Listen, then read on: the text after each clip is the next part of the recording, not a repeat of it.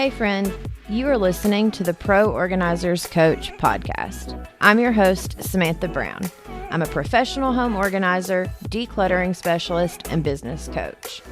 I created POC to empower you to reach new heights in your business. Through insightful interviews, expert guidance, and actionable strategies, we will equip you with the tools that you need to excel.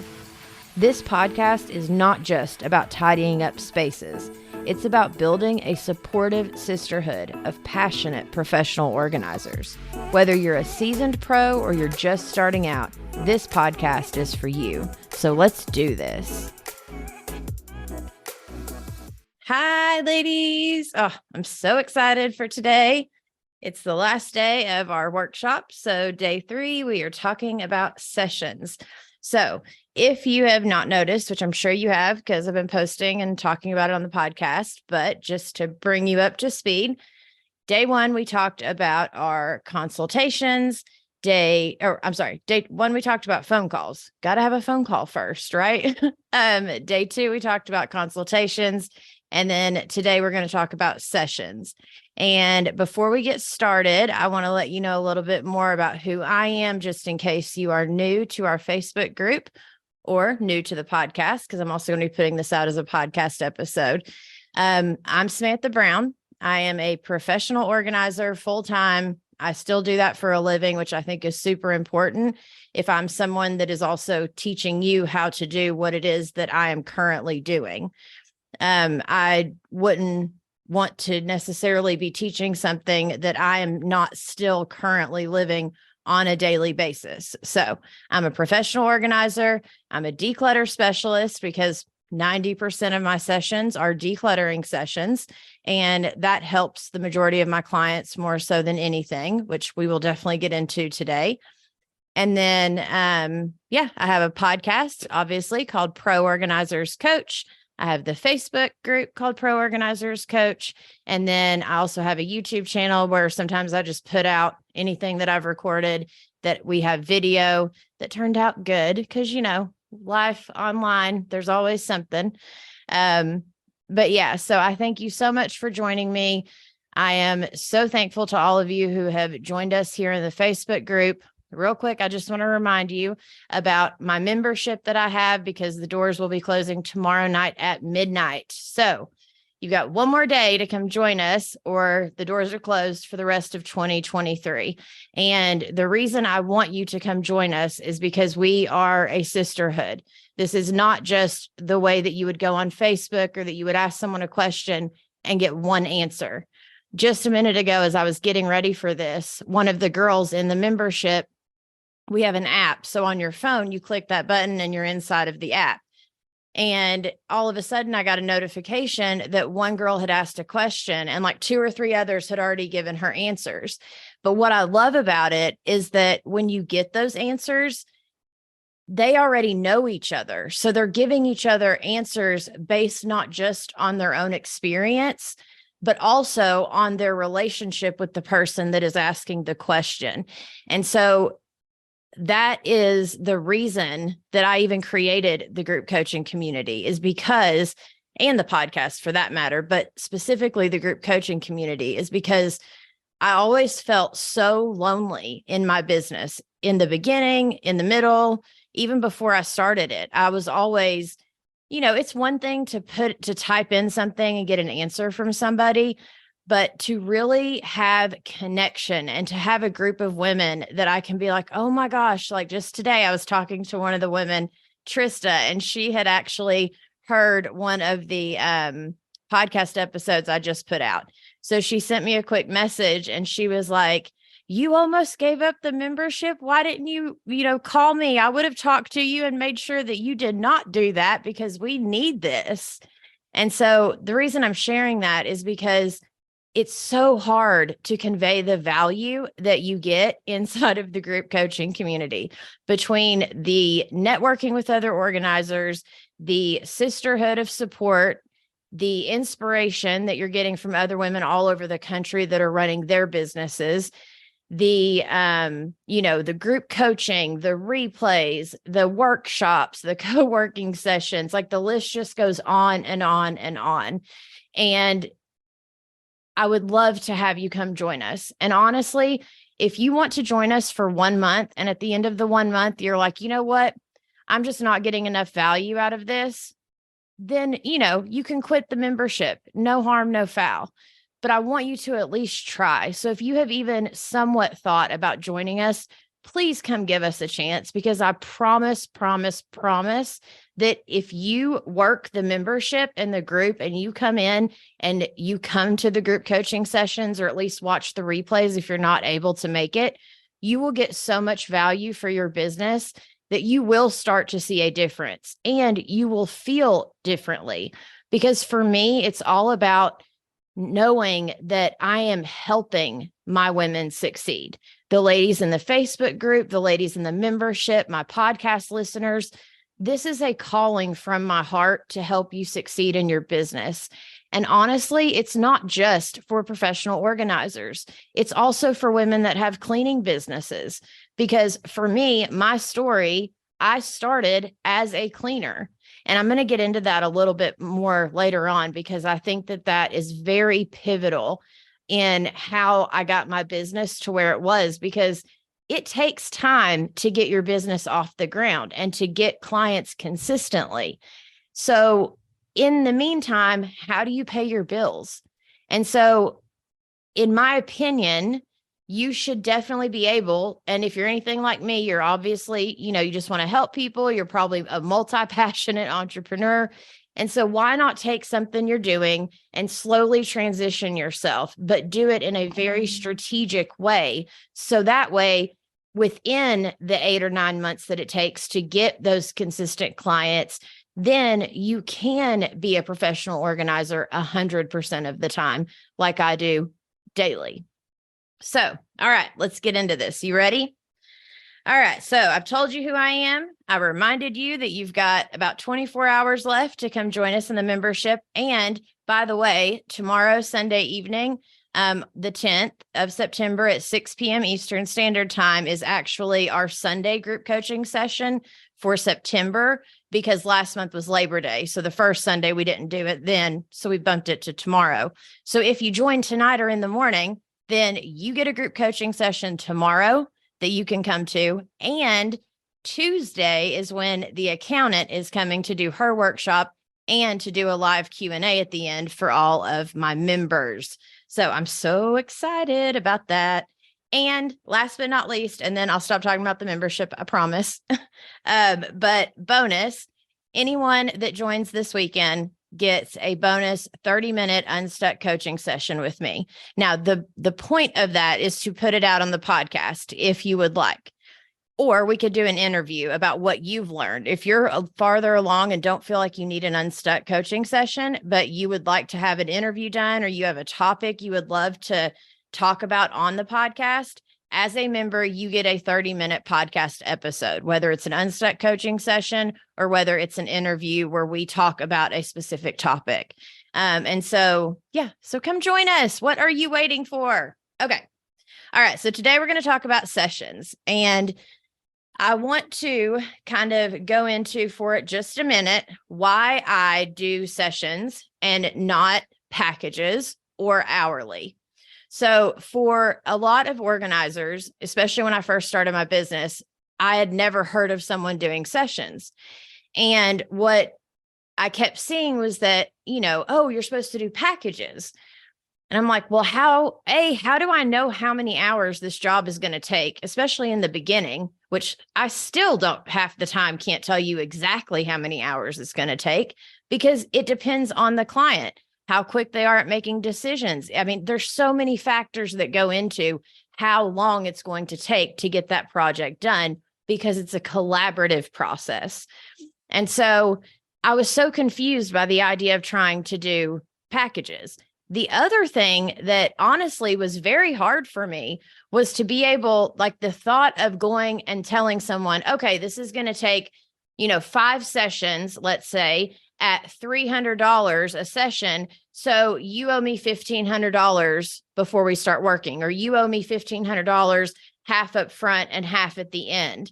Like, to me, the idea of sitting down and telling someone that is already in a place of just needing help And that, a lot of my clients and the people that I help, they are working mothers.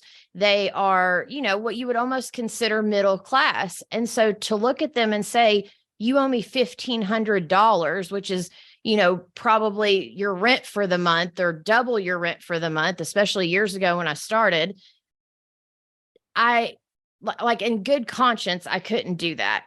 And so I used it and I turned it into part of my marketing. And so which I talked about during the consultations, but I will reiterate that whenever I talk to someone on the phone during the consultation, whenever I tell them I don't believe in getting paid for work I have not done yet, and I don't. And so once I say that, all of a sudden they trust me. And then whenever I explain to them, listen, so I do sessions, I do this a little differently than most organizers. And I do it, because it's going to help me. It's going to keep me from being so stressed out, keeping up with the hours or even honestly, like I'll tell you, even the idea of feeling almost like I had a boss, because once someone buys so many hours with me, do I have to stay with them and work with only them and then do this big project? And then all of a sudden, where does my next project come from? Or, it never made sense. And so the more I prayed about it and the more I tried to figure it out, the more I realized, why don't I just do this per session? So for me, I do a 3-hour session, but for all of my girls just starting out, I recommend a 4-hour session. And so that way, all of a sudden, you've taken all the complication out. It's very simple. It's very straightforward. And you're able to tell your client, here are my steps. This is what it looks like to work with me, which has, been our theme of what I've been wanting you to get out of this workshop, is so that way when someone calls you or you talk to someone, you are able to tell them, this is what it looks like to work with me. It's a 4-hour session. Each 4-hour session is, $300 and here's another little quick tip. You always want your pricing to end with a 7. There is something about the psychological number, kind of like, how people do like $2.99 or 99 cents. There's a reason they do that. But now, because we've gotten so used to that 99, there's actually something about the 7. So for me, I do like $247, or like for the membership, it's $47 per month, or for, my sessions, it's $297 for a 3-hour session. You want to make sure there's a 7 at the end because it makes them feel like they're paying less. So that's a nice little tip for you that has worked very well for me. But you want to be able to tell them, it's a 4-hour session. My 4-hour session is $297, let's just say.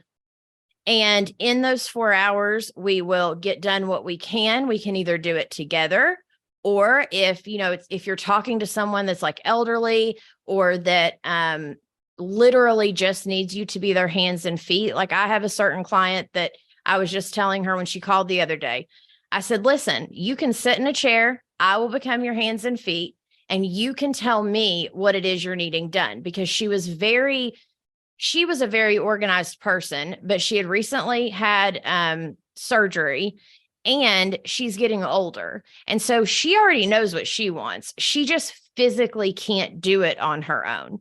And so for her, I'm like, girl, listen, you just tell me, I'll sit you in a chair. You tell me what to do and I will become your hands and feet. And she was ecstatic at the idea of that. And that's one example of a session. Then there's also another session I did this week with a lady where I was helping her pack.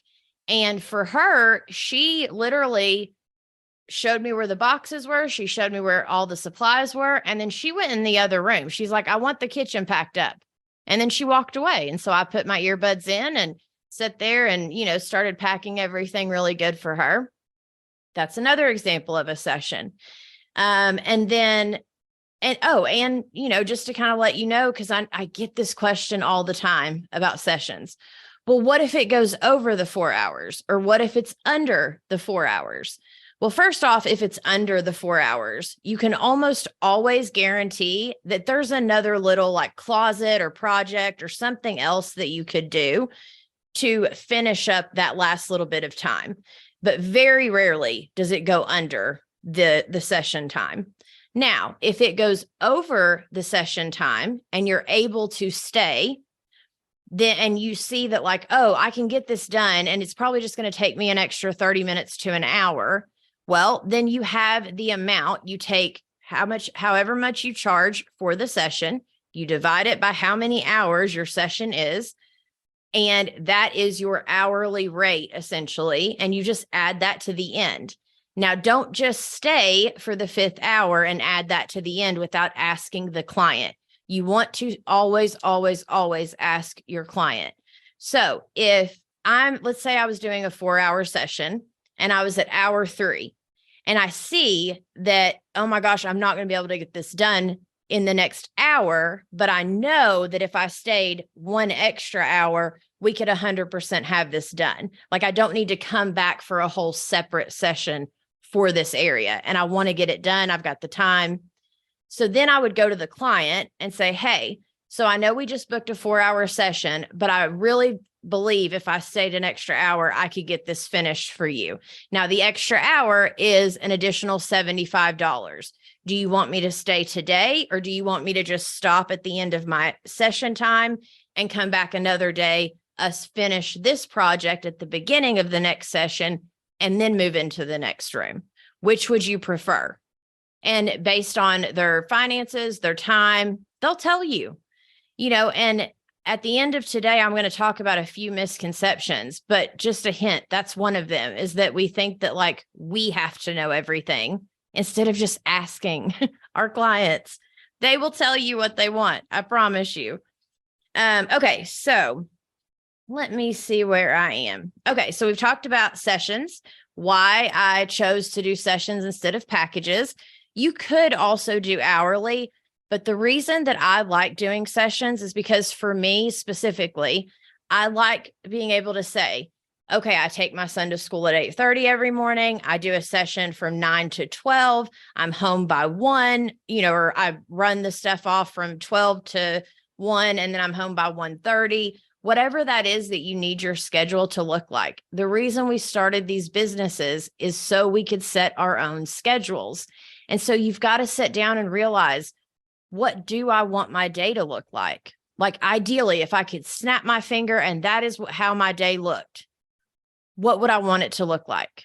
And then you set it up that way. And then when people call you and you set up the sessions, you let them know, I work Monday through Saturday, or I work Tuesday through Saturday, and I do my sessions in the morning because I have more energy, or I do my sessions in the morning because my kids are at school. And so I either do a 9 to 12 or a 10 to 1, or if you're doing a 4-hour session, I do my sessions from 9 a.m. to 1 p.m. Monday through Saturday. Then my next availability is on the 14th, or, whatever the details are. But you tell them what your availability is. You tell them how it works, what it looks like to work with you, and what your kind of boundaries are.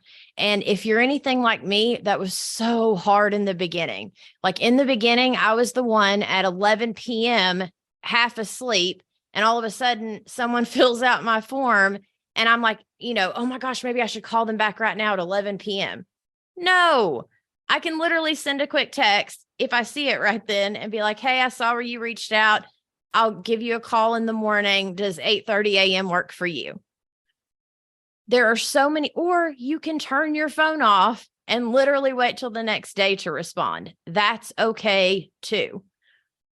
Unless you're paying for the lead with like Angie's Lead and stuff, because that really does matter how quick you get back to them.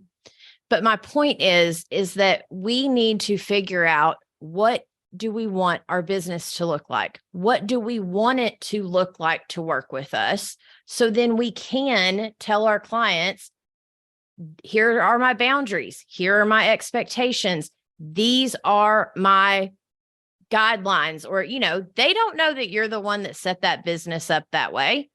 We wouldn't go into, Walmart and go ask an employee like, hey, can you give me a discount on this thing? Or, hey, can you like change the color of this, whatever? Or, because we know Walmart set it up that way. The employee did not set it up that way. and that they can't really help us change anything, right? We forget that when people reach out to us, they are reaching out to a business. And so in their minds, the business is set up the way it's set up. And so they either accept the help with the boundaries and with the rules and the pricing as is, or they don't. But for us, we're like, oh my gosh, I can't tell them that because we are so attached to our business and our business is us. But they don't know that. That's inside of us. So we have to be the ones to overcome that. And the more you do it, the easier it gets. I promise you. But I remember being so afraid and being someone that would work 24/7 when the whole reason I started this to begin with was to work less and to have more time with my family and to be able to go to the pool if I wanted or something, like to have my own life, which I never had. Okay, so let's talk real quick about during the session. Then we're going to talk about after the session. And then we're going to talk about some misconceptions in the industry that I would like to share with you, because if you are anything like me, which I know you are, you more than likely love God. You are a heart-centered entrepreneur that wants to help people and come from a place of, blessing others and helping others. And you also may have some issues with having a strong backbone. You may have some issues with setting good boundaries with people. And the only reason I say this is because that is exactly who I was. I literally had a friend one time tell me, Samantha, you need to get a backbone. And she was supposedly my friend, which, that's neither here nor there. But the point is I really didn't. I was a yes person to anyone and everyone all the time. Anyone needed anything. Yes, I'll do it. Yes, I'll do it. And you get to a point where you are so burnt out, you're not helping anyone, no one. And you are miserable in your own life, which is why I said, you've got to decide, what do you want this business to look like? Now, when you're first starting, I 100% understand and agree with and remember having to take any job I can get at any time, having to change my schedule around. But I did it with the intention of, as this starts to grow and as word starts to get out about me, I do want to set my own schedule, and I do want to make sure I'm only doing morning sessions. I do not do evening. For you, maybe you can only do evening and not morning. That's fine too. But we have to be willing to put it out there. Whatever energy that we are showing up with and whatever effort we are putting into our business is what is going to come back to us, but it takes time. So, all right, let's talk about during the session. When you go to a session, of course, you want to arrive absolutely on time, but probably even a few minutes early, because we're professional organizers. And we all know that everyone hates it whenever, we're not Comcast, where we're going to be like, oh, well, I might be there between 8 a.m. and 2 p.m. Sometime in there. And it might be Wednesday or it might be Thursday. No, I'm kidding. Okay, so we want to arrive on time and with a friendly attitude, because we want to make this fun for them. They are already so stressed. They're so overwhelmed. We want to come into their home and start talking to them with a calming presence. We want to help calm them down, and we want to help them feel peace and excitement over the fact that we are there. They might still be stressed out about the idea of what the job we are about to do and about having to go through their stuff and about having to release things, but we can bring the peace and the calm with us. So you want to greet your client and you want to briefly review the objections for the day. Like, oh, hey, okay, so today we're doing the master closet. So, hey, let's go in there and kind of look around and come up with the game plan. Or if you've already talked about the game plan, either through text or at the consultation or anytime along the way, then go back over with them, because sometimes they will change their mind on you. I had a lady not too long ago that I was actually doing her master closet.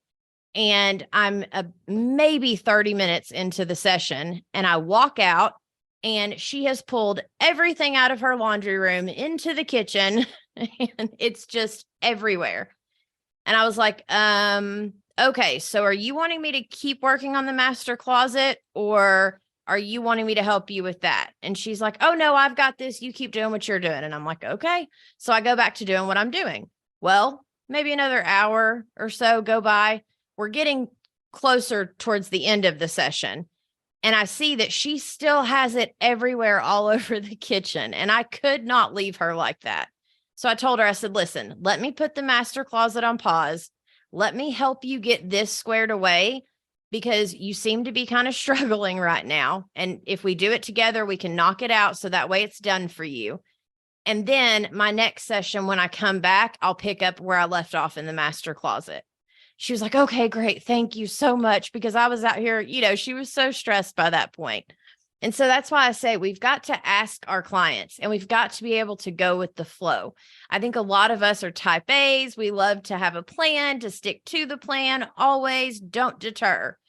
But it's actually the opposite in business. It's nice to have a plan, but you still have to be willing to pivot, whether it's in your business, whether it is during the middle of a session. Like you've got to be willing to go with the flow and know that that's okay. As long as that client's happy when we leave, then our goal was accomplished. Now, we may leave and end up inside of ourselves being like, man, I really wanted to finish that area today, being frustrated. But to them, as long as they're happy, that's okay.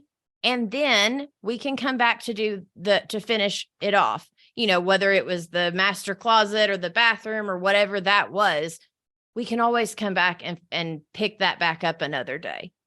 So, all right, back to assessment and planning. So we get there, we say hi, we talk to them about, hey, so the goals for today, we had decided we were going to do your garage. Is that still the plan? Do you still want me to help you with the garage today? Or have you decided there's another place that you'd rather me work? You can always even ask that. Or you can walk in and just say, hey, okay, I'm ready to get started with the garage. Let's go in there, if you don't want to give them the option of changing the plans on you. So it's all about how you word things. All right. So you conduct the walkthrough of the space with the client. You discuss any specific issues or challenges. Again, like you want to reiterate with them, like, hey, during the consultation, you said that this specific area right here is really hard for you, or gives you a lot of stress. Is that still what we're working on today? Are you ready? Like that, we're going to tackle that. You ready to get this done?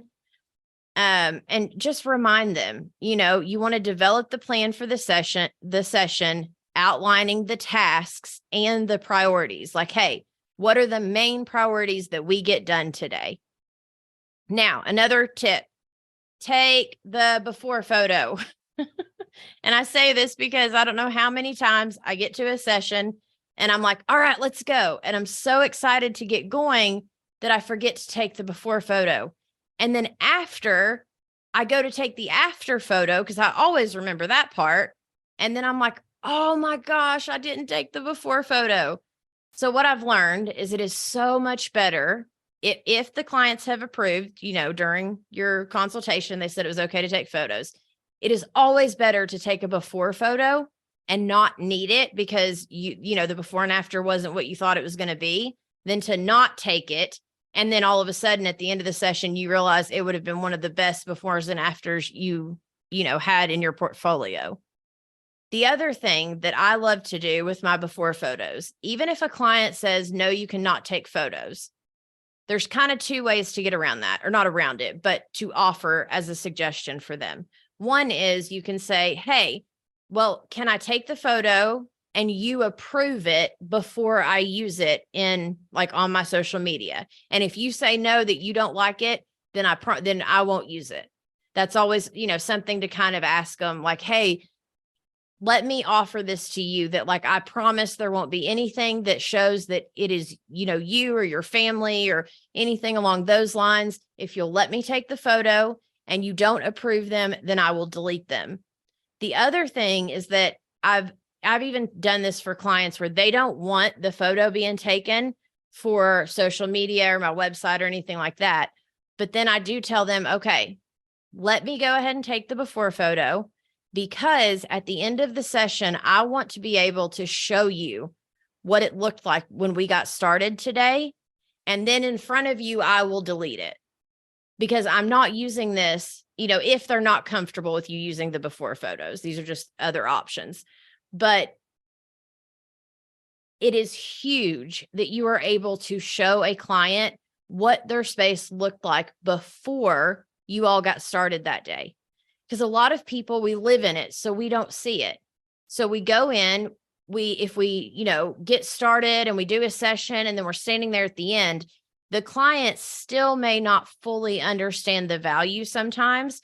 But if at the end of the session, we have that before photo to turn around and show them, all of a sudden their brain sees that before photo and they're like, oh my gosh, is that really what it looked like before we got started today? Like, I hear that all the time. So that's another little great way to use your photos, even if they won't let you take them. But most clients are 100% fine with it, as long as you let them know that there won't be any personal information in the before and after photos. So then you definitely want to take those before photos. All right. So you're going to start your session by decluttering and sorting. Now, I know a lot of you have heard this from everybody, all the acronyms, exactly how this works. So I don't want to go like too detailed into that stuff, because but there are a few like little things that I just wanted to bring up, right? So you start by decluttering items from the space. If you are standing in a session and you are overwhelmed, just pick a place to start. Every single time it has worked for me, where if I just pick a point to start, then all of a sudden my brain kicks in and I'm like, oh yeah, I know how to do this, All right. Assist the client in making decisions about what to keep, relocate, or release, right? So I kept finding that a lot of my clients were very overwhelmed by me asking them, do you want to keep this? Do you want to recycle it? Do you want to donate it? Do you want it to go to trash? Does it need to go to another room? On every single item. Like, that's a lot. And they're already so overwhelmed. And so for me, I got to a point where it literally is keep or release, keep or release. That is all they need to tell me. Now, relocate is also another thing. You always want like a bin or a basket of stuff that, like, oh, well, we are in the garage, but that's stuff that needs to go to the kitchen or inside the house, but you don't want to take it right then. You just want to put it in that little basket, because if you take it away, or if they take it away, they're going to get sidetracked.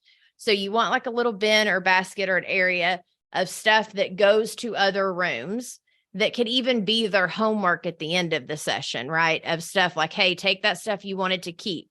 But each of those items, still, I need you to tell me, are you keeping this or are we releasing it? Now, if we are releasing it, then I will decide if it goes into trash or donation. That's not on my client to decide. That's for me to decide. I just need them to then go to the next item and keep or release. Now, if they decide they want to keep it, but they're like, oh, I want to keep that, but that actually goes into the bathroom. Oh, great. Well, then we're keeping that, but let me go ahead and put that over here in the bin or the homework bin or whatever you want to call it, of stuff that goes to other rooms. But now let's keep going in the box or the bin or the area that we are currently in. But for the client, it is literally just keep or release. Do not overwhelm your clients, because they are already extremely overwhelmed. All right. So that is, and then of course we sort the items into, the piles or the bins, the stuff that they say they want to keep. We can either, put it into a bin and then put it right back up on the area in a nice, neat, orderly fashion before we, or if we've already, here's another tip, right? Like, a lot of clients will say, do I need to order anything for the session? And my answer is always no. But if you want to go around your home and find all of the bins and baskets that are empty that you have already purchased, because 90% of them, when they wanted to get organized, the first step was they went to Target and bought a bunch of bins, right? And so if you can ask them in between the consultation and the session, instead of going out and purchasing anything, just go gather up all of the bins and baskets that you've already purchased, or any extra bins or baskets, or even boxes that you have, just so while we're going through, we can contain, because I don't know what to tell you to purchase, or I don't know how to make you an Amazon list to send you the link for items for you to buy if I don't know what's even going back in that area. Like, we may declutter and you may not even have that many things left that need to go back in this space. So then we may only need one basket on one shelf, or we may declutter. You kept a whole bunch of stuff and we actually need 5 baskets for this area, and so it's hard to tell them exactly what to get, and you don't want your clients wasting money. Plus, once you measure, you've got to decide, okay, in these 30 inches, do I need, 2 bins or baskets? Do I need 1? Like, there's so many things that go into that.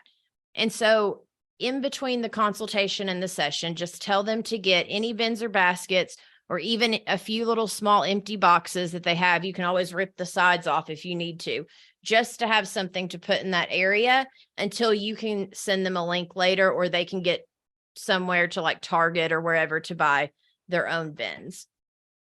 So, all right. But yes, remember, keep or release. That's it. And then real quick, I wanted to mention some stumbling block excuses when you are helping clients keep or release. Okay. This is just super quick. So a lot of the clients, the things that you are going to hear are going to be things like, well, and the main one that actually I wanted to make sure to mention was, but my aunt gave me that, or that was a gift. I talk to my clients all the time. And so my response is always, okay, so you have gift guilt. How long is gift guilt supposed to last? And I say it very seriously like that. And then I just wait for them to answer. And normally they'll either kind of giggle, or they'll be like, oh my gosh, you're right. I do have guilt over this gift. And then I kind of joke and I'm like, you're right. It's fine. We all have gift guilt. Everyone does. But is this really something that you need to hold on to, even though Aunt Susie gave it to you and has never seen it since, and it's been under a pile of boxes for the past 5 years? Like, do you really need to hold on to this? And if the answer is yes, fine. We'll find a place to put it, way up high or behind some other stuff, out of the way, not in our prime real estate area. But talking to them about gift guilt is something that you want to make sure to talk to them about. That is an excuse. It's like a stumbling block. It's a place where people get, like, they stumble themselves up when they don't even have to. Paperwork is another one where people can get very discouraged. And so a lot of times I will take that paperwork and we will just put it into a pile. We'll keep going in the area we're in. And then we can either set a different session for the paperwork pile, or you can take the, and have them as homework go over that paperwork if they feel like they can do that on their own. And so there's definitely some places that people allow themselves to be blocked on the reason why they cannot release the items. The other one is, I might need this someday. That one, I don't have any ideas for you. I mean, I do, but those types of things, you just have to talk it out with them. Like, okay, well, what does someday look like? Which day, like, what would you actually need this for? How long have you had it without wearing it? That kind of thing. It's always about questions and communications with your client.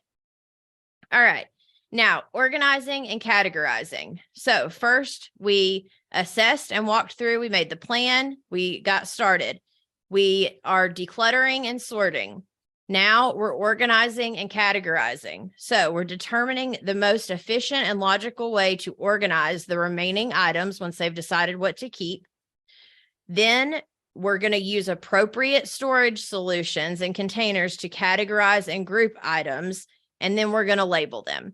So Of course, that is also when bins and baskets would come in, where if they either already have them and they don't want to spend any more money, great, we'll use what you have as best we can. Or if they're like, no, I really want new bins and baskets. Okay, great. We'll use what you have or the little boxes for now.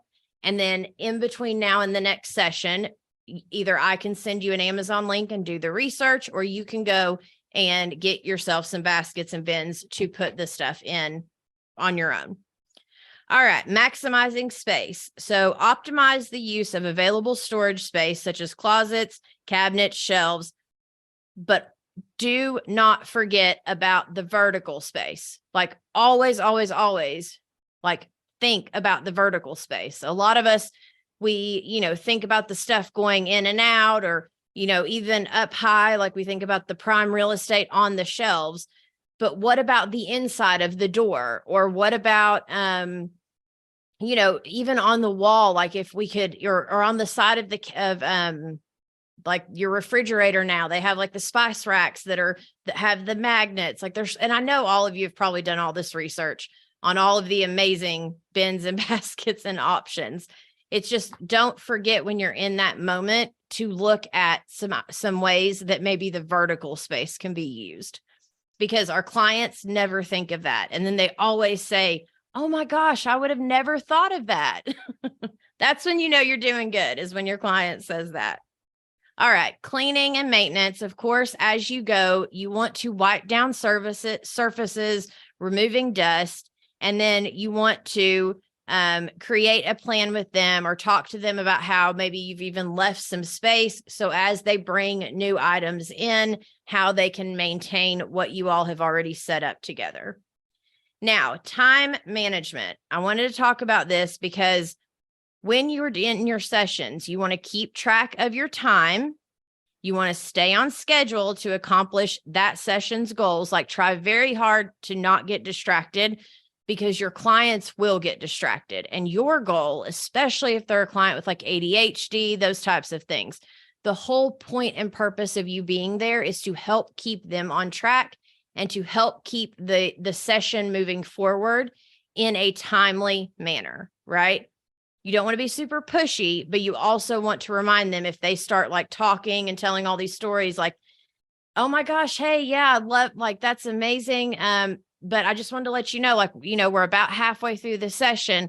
And so let's finish up this area so we can keep on going, because I want to get as much done for you as I possibly can during this session. Like, you want to make it about them and about the fact that you are there to help them. But you also want to let them talk sometimes, because some people literally just need a listening ear, not more so, but just as much as, because every client's outward space, for the most part, unless they're moving or unpacking, or they've had like a big life struggle, like something, that isn't of their normal routine.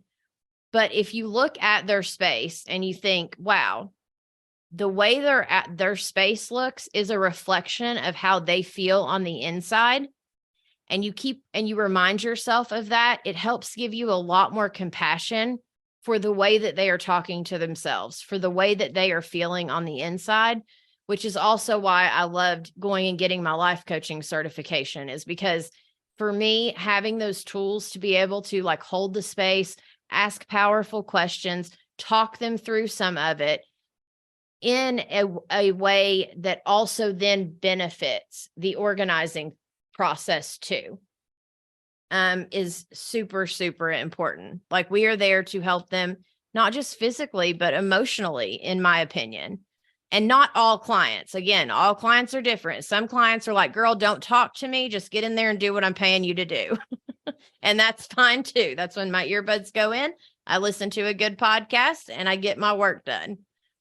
All right. So, yes, time management is huge.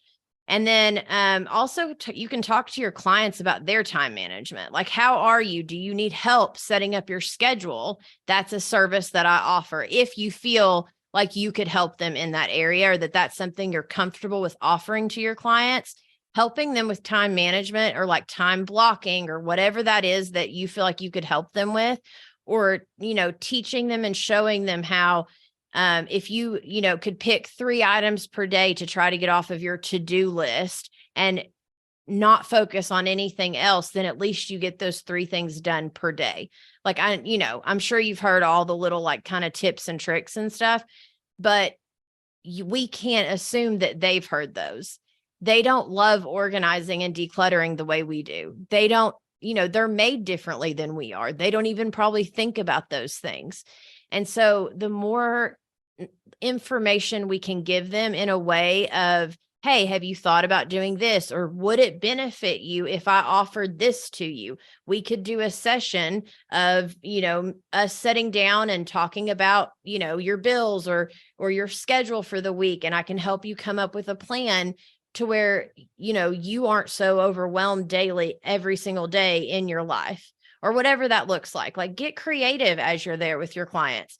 Even if it's not something you've ever offered before, if in the moment you see a need for it and it's something you can offer that client, all of a sudden that's a service that you offer if you know that you are able to accomplish that. Now, don't offer them something that you're not sure you can accomplish, because then that's just going to make you look bad.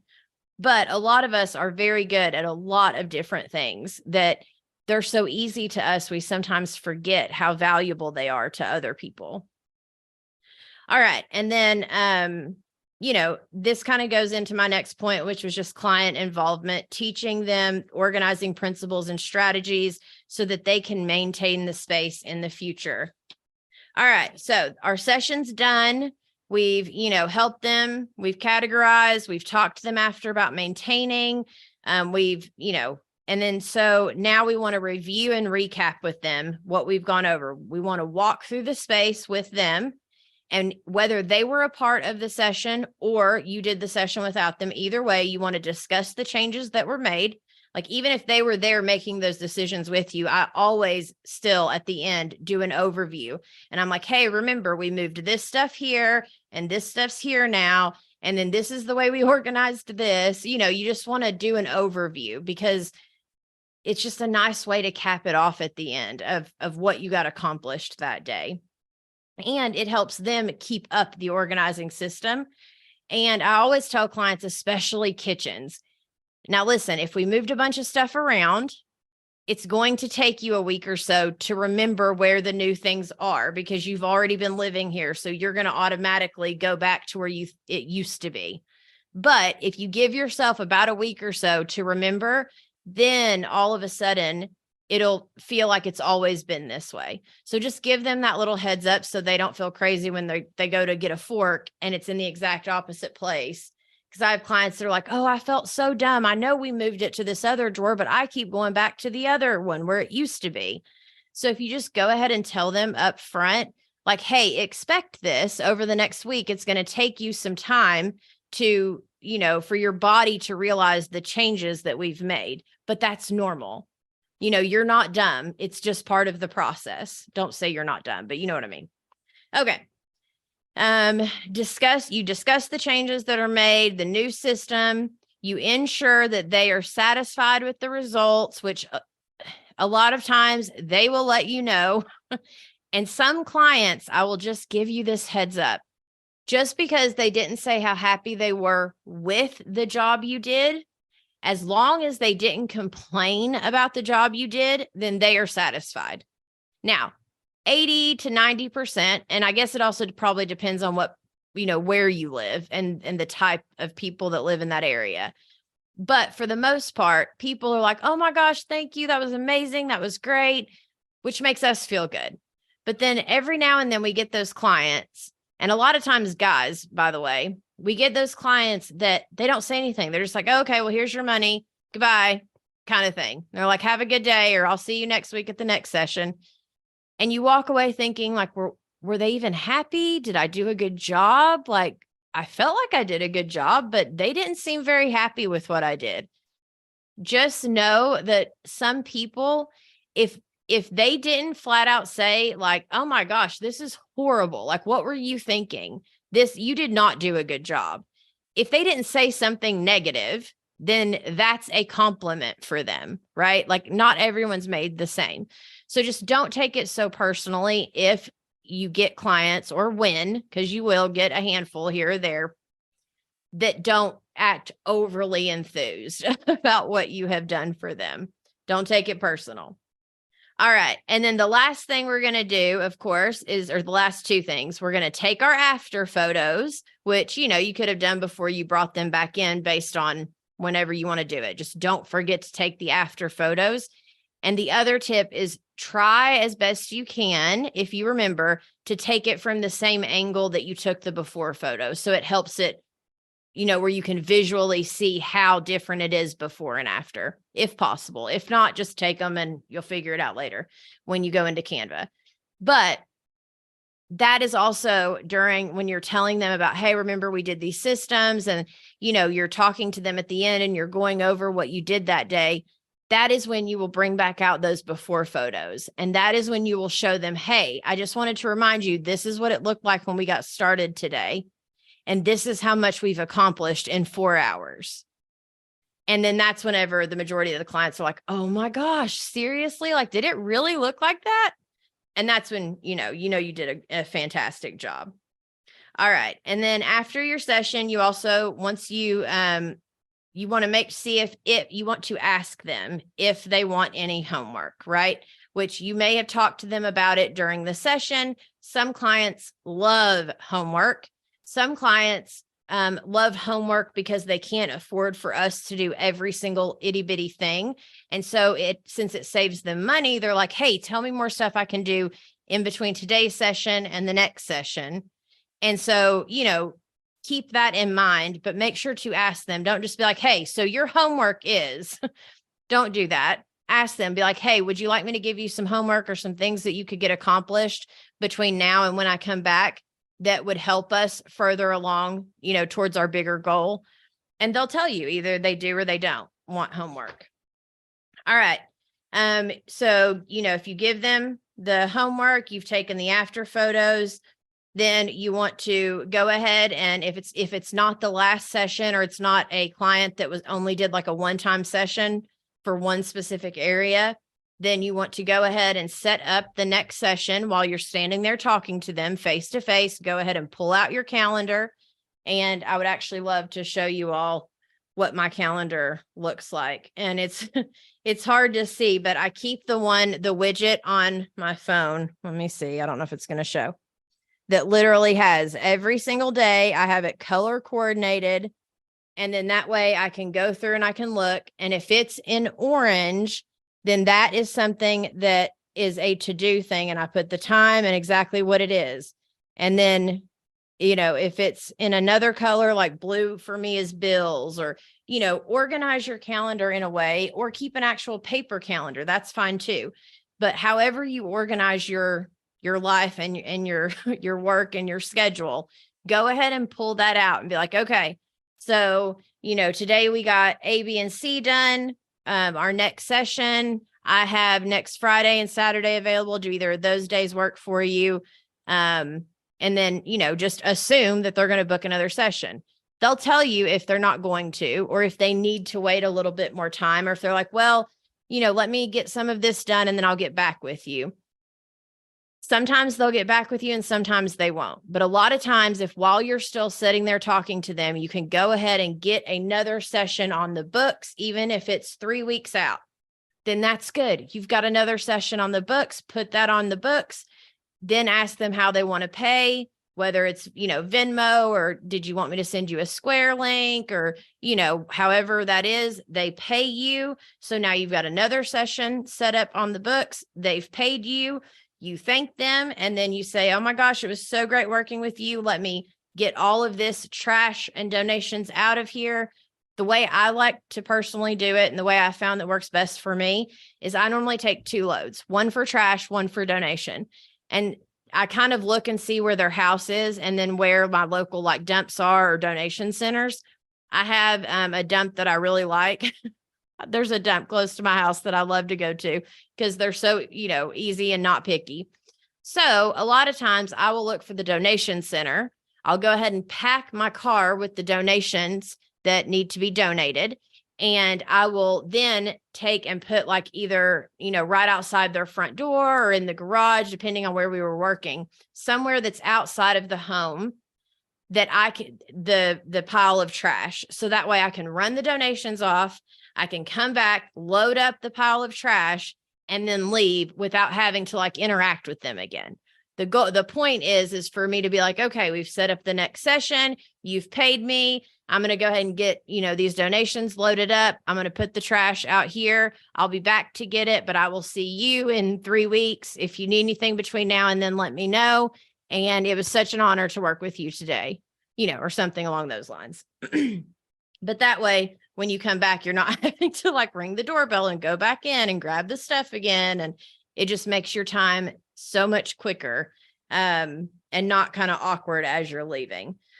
All right. And then the other thing I wanted to mention is that sometimes some organizers like to send a follow-up email. That's 100% up to you if you would like to do that or not.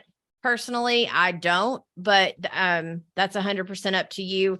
A lot of, or some organizers will send a follow-up email, including like action items, maybe the recommendations of like, hey, I recommend you buy these products. I am a very not professional organizer.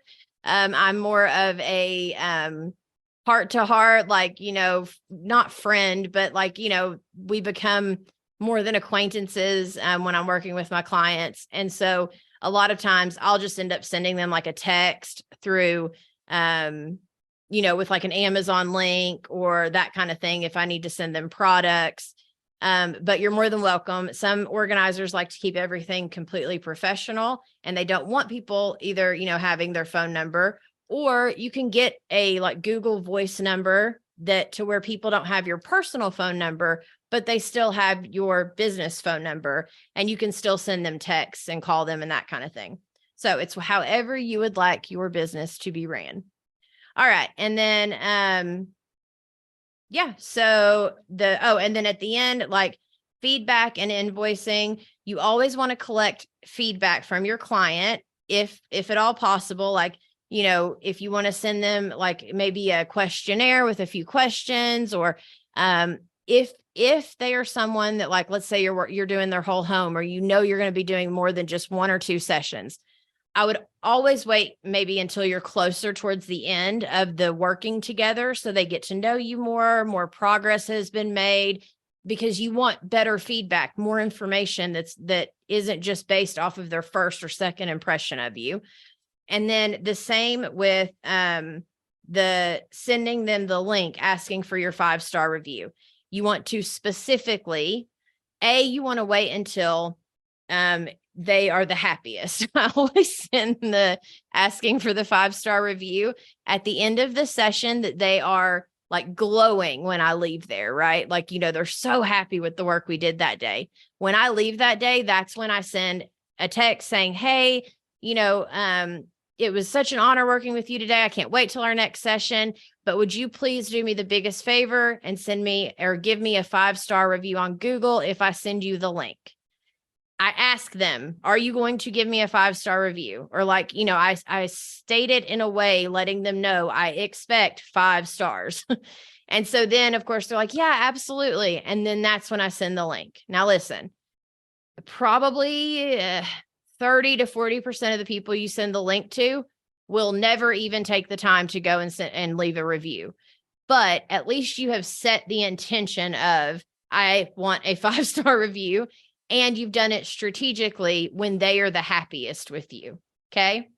All right. So quick, I know we're at the hour mark, but I'm having so much fun and this is the last day. And okay. So real quick, I wanted to talk about 3 common misconceptions that I believe are in the professional organizing industry, not in a bad way. And maybe misconceptions is the wrong word. I feel like there are almost 2 types of organizers, or maybe even more types of organizers, right? Like we all set our business up so differently, and we are all different, unique people. But for me and for my listeners and for my heart-centered ladies that are there to help people and just want to bless others and, do things in a way that, Yeah, I'm going to stop right there. But anyways, that are more heart-centered and that are also, maybe even do like half cleaning sessions, half organizing sessions, that kind of stuff. I wanted to talk about a few things, like 3 separate things that to me are misconceptions. Now, to other people, they may be 100% accurate, but for me and the types of clients I get and and from my experiences, to me, they are misconceptions. Okay. You ready? All right. Number 1, that we have to be 100% prepared, professional, and have all of the answers always to everything that our clients ask, that they may think that, and that's a misconception.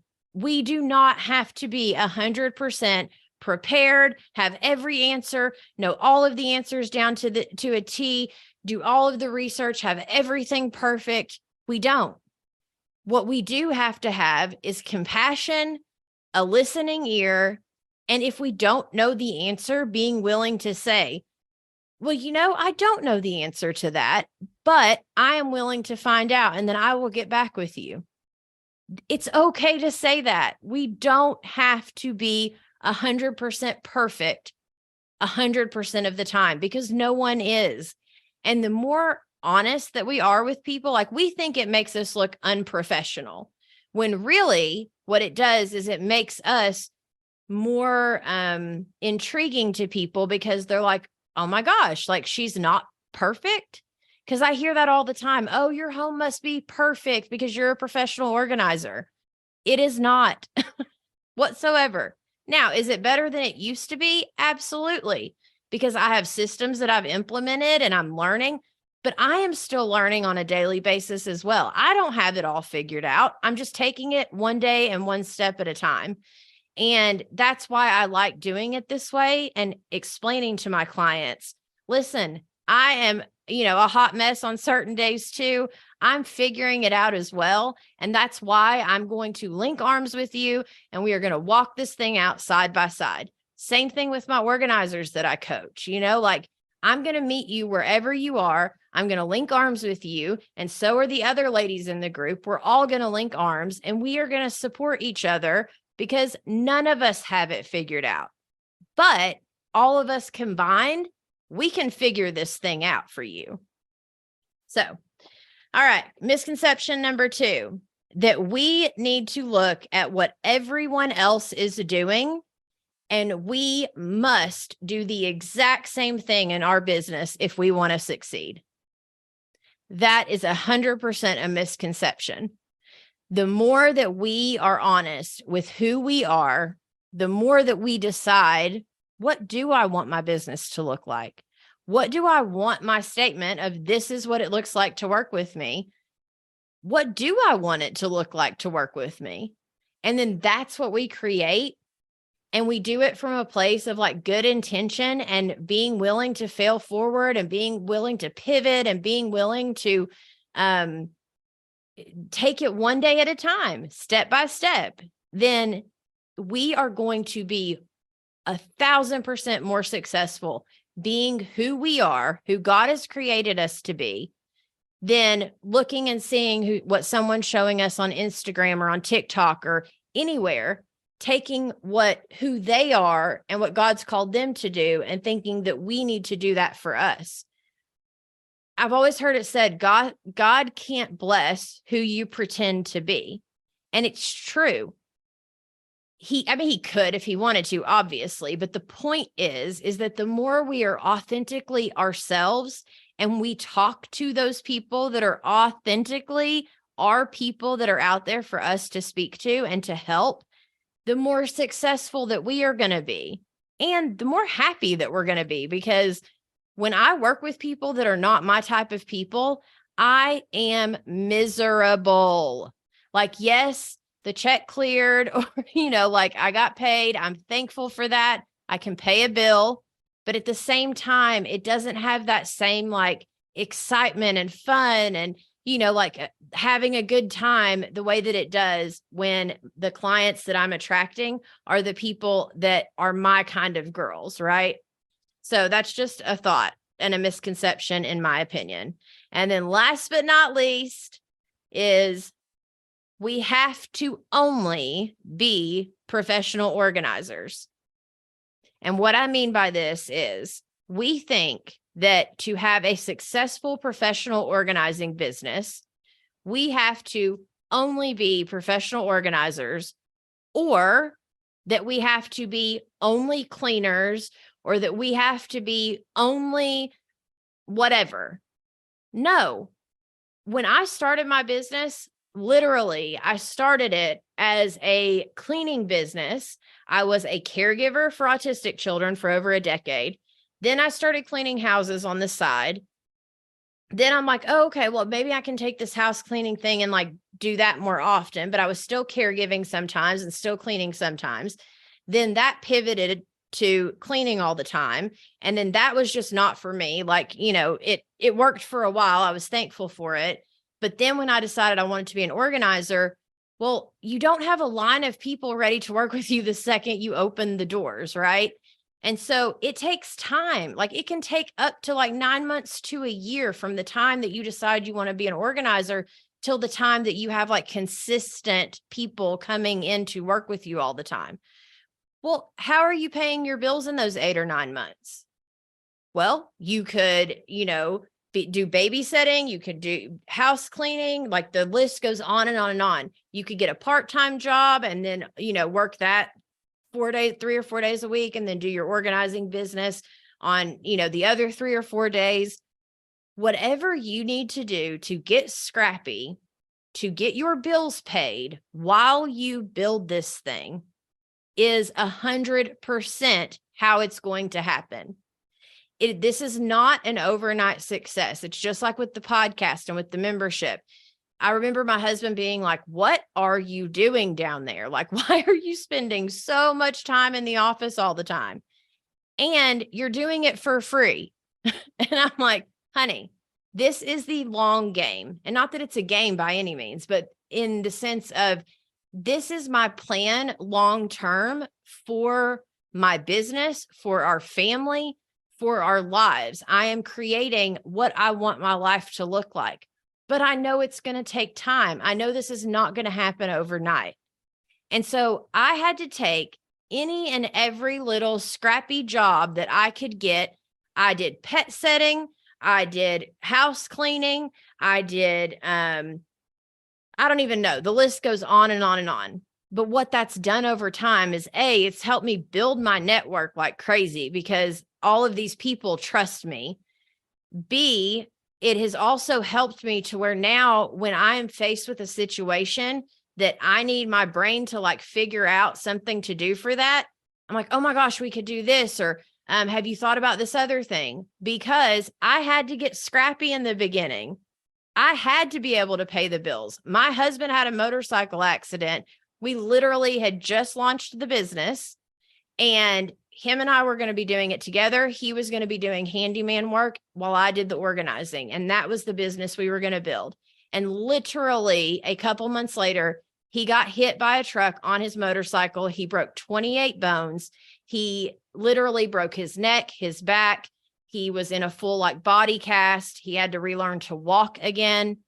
And so all of a sudden, I am the only one paying our bills, and we have kids. We have 2 kids. We've got 2 dogs. We had our own stuff. Like I had to get scrappy. And so my question to you is, do you want this? Not tomorrow, but do you want this long term? Do you want to stick with this? Put your head down, decide that you are going to fight for this, and then do the next steps that you need to do to grow your business into what you know it can be. Have you been called to this? And if you have, then I am absolutely the person to help you. My girls are absolutely the ones to help you succeed and to come around you and support you. But if you were listening to this right now, you were meant to hear this. And so my point in saying that is that if you were called to this, then you can do it, because God would not call you to something that he has not equipped you for. So and if you're not equipped in this moment, it might be because as you're getting scrappy and building this thing out, oh, all of a sudden you're becoming equipped. You're taking the next step, which is teaching you the next thing to where, oh, all of a sudden you look back and you're like, wow, look at how far I've come in such a short amount of time. That is what I want to leave you with. I thank you all so much for joining me in this Facebook group. I thank you for joining me in this workshop. If you are listening on the podcast, thank you for listening to my podcast, because every time one of you listens, leaves me a review, it honestly helps me keep going and knowing that I'm helping someone out there. I'm praying for you. I know that God has got you, because if he has you listening to me, there is a reason. And that reason is that he has called you. So if he's called you, he has equipped you or is in the process of equipping you. Thank you for joining us on this episode of the Pro Organizers Coach podcast. If you've gotten any value from today's episode, be sure to subscribe to our podcast and leave us a 5-star review on your favorite podcast platform. It really helps us grow, and it warms my heart to hear from you. And make sure to stay connected with us on socials at Pro Organizers Coach. Then go to proorganizerscoach.com to find all the ways that we can help you succeed in your business. You have the power to make a difference in people's lives through decluttering and organization. Keep honing your skills, embracing those challenges, and fostering connections within our organizing community.